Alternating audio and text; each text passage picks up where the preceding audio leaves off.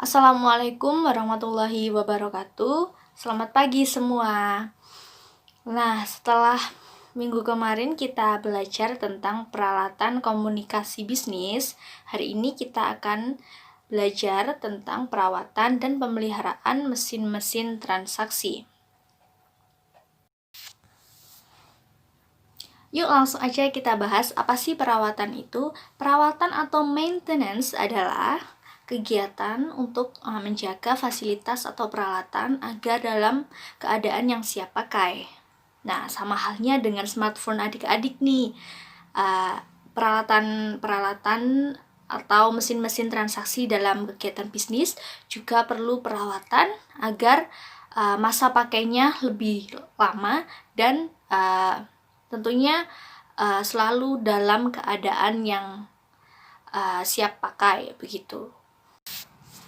Nah, selanjutnya adalah tujuan dari perawatan. Yang pertama yaitu untuk menjaga kualitas dari masing-masing mesin transaksi. Yang kedua yaitu jika kita merawat secara rutin mesin-mesin transaksi akan berujung pada biaya pemeliharaan yang rendah dan tidak mengeluarkan banyak biaya untuk pemeliharaan mesin-mesin transaksi. Yang selanjutnya yaitu jenis-jenis perawatan. Yang pertama yaitu plain maintenance atau perawatan yang sudah terjadwal. Nah, perawatan yang sudah terjadwal ini ada 3, yaitu yang pertama preventive maintenance yang dilakukan atau dilaksanakan pada jangka waktu tertentu. Yang kedua yaitu schedule maintenance, yaitu perawatan yang dilakukan dalam jangka periode waktu yang sama atau secara periodik. Yang ketiga yaitu predictive maintenance, yaitu perawatan yang dilakukan berdasarkan kondisi mesin transaksi. Yang kedua yaitu unplanned maintenance atau perawatan yang tidak terjadwal. Nah, unplanned maintenance ini ada 3. Yang pertama yaitu emergency maintenance atau perawatan darurat, di mana dilaksanakan saat mesin transaksi dalam keadaan yang bersifat darurat. Yang kedua yaitu breakdown maintenance yang dilaksanakan pada saat mesin transaksi tersebut rusak. Yang ketiga yaitu corrective maintenance yang dilaksanakan saat hasil produk atau hasil produk dari mesin transaksi tidak sesuai dengan yang diinginkan. Selanjutnya yaitu perawatan telepon. Yang pertama membersihkan atau melakukan perawatan pesawat telepon secara berkala. Yang kedua yaitu meletakkan gagang telepon pada tempatnya agar saat ada telepon masuk, telepon bisa berfungsi dengan baik. Dan yang ketiga yaitu jika telepon mati atau ada kerusakan pada telepon, bisa langsung menghubungi teknisi peralatan. Selanjutnya yaitu kerusakan telepon. Kerusakan telepon dibagi menjadi 2, yaitu ada kerusakan lokal dan kerusakan non-lokal. Kerusakan lokal sendiri biasanya yaitu gangguan pada kabel telepon dan masih bisa diatasi oleh seorang teknisi. Dan yang kedua yaitu kerusakan non-lokal. Biasanya kerusakan non-lokal ini adalah kerusakan pada jaringan telekomunikasi dan tidak bisa atau belum bisa diatasi oleh seorang teknisi perusahaan. Yang selanjutnya yaitu prosedur pelaporan kerusakan telepon. Yang pertama, operator telepon harus melaporkan kerusakan telepon kepada teknisi. Lalu bagian teknisi akan menyampaikan kepada pimpinan perusahaan, dan pimpinan perusahaan akan memberikan rujukan kepada bagian keuangan. Bagian keuangan akan menganggarkan biaya yang harus dikeluarkan dalam memperbaiki kerusakan telepon. Dan yang terakhir yaitu bagian sarana prasarana yang akan membeli alat atau menyediakan komponen yang diperlukan untuk memperbaiki telepon. Yang selanjutnya yaitu perawatan facsimile. Yang pertama, membersihkan mesin secara berkala.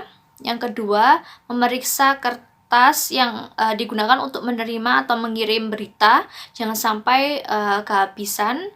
Yang kedua yaitu posisi mesin harus selalu on, jadi jika ada berita yang masuk sewaktu-waktu bisa langsung diterima. Dan yang ketiga yaitu jika ada kerusakan harus segera menghubungi teknisi. Yang terakhir yaitu etika dalam penggunaan alat komunikasi.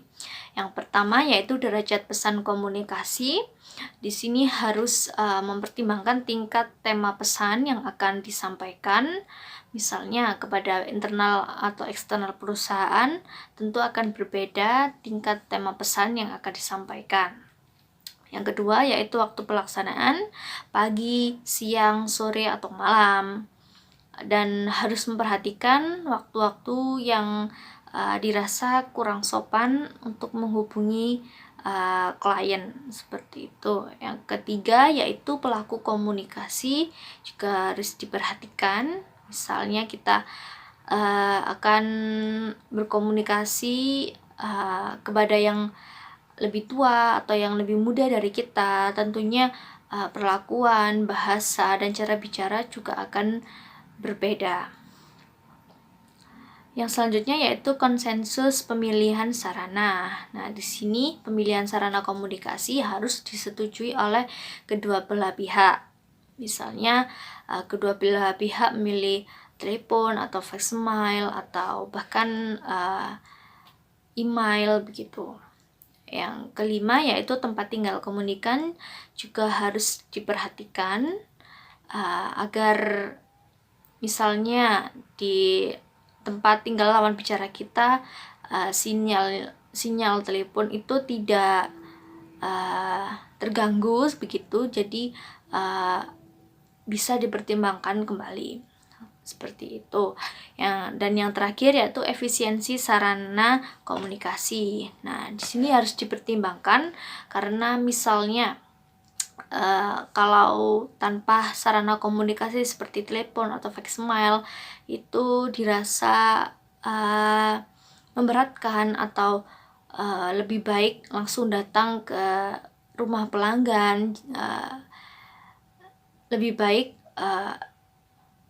memilih untuk langsung terjun ke rumah pelanggan daripada harus menggunakan sarana komunikasi.